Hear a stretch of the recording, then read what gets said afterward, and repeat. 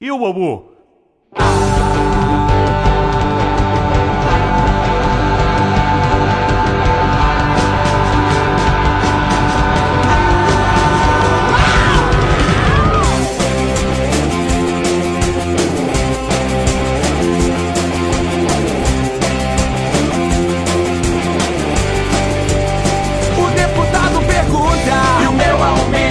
A sogra pergunta, e o casamento, o empresário pergunta, e o crescimento, o policial pergunta, e o documento, o cientista pergunta, e o fundamento, o religioso pergunta, e o sentimento, o ansioso pergunta, e o momento, o filósofo pergunta, e o pensamento.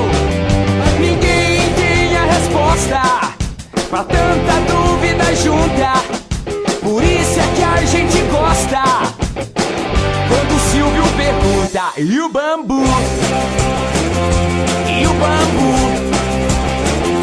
E o bambu? E o bambu?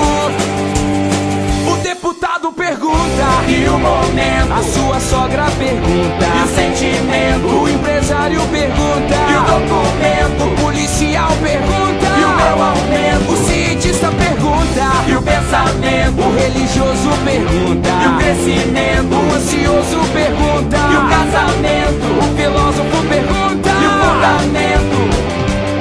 Esse é o mundo complexo, é tanta dúvida junta, ao menos uma tem nexo. É quando o Silvio pergunta: e o bambu? E o bambu? E o bambu? E o bambu?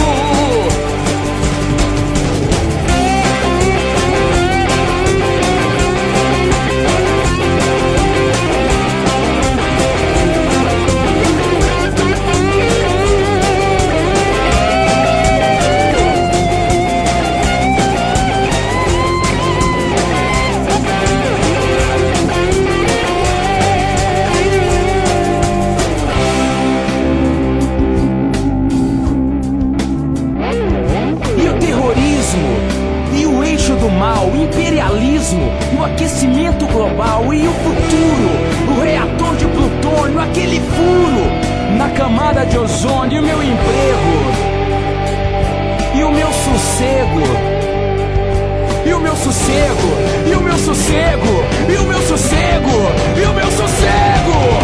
Mundo estranho esse nosso, ninguém tem muita clareza, mas uma dúvida eu posso responder com certeza: e o bambu? É verdade, é verdade. E o bambu? Agora, alegria, gente. E o bambu? É muito bem bolado. E o bambu? E o bambu? Ai, ai, ai. E o bambu? E o bambu? Tua boca suja, sem vergonha. E o bambu? Boca suja, E o bambu? sem vergonha.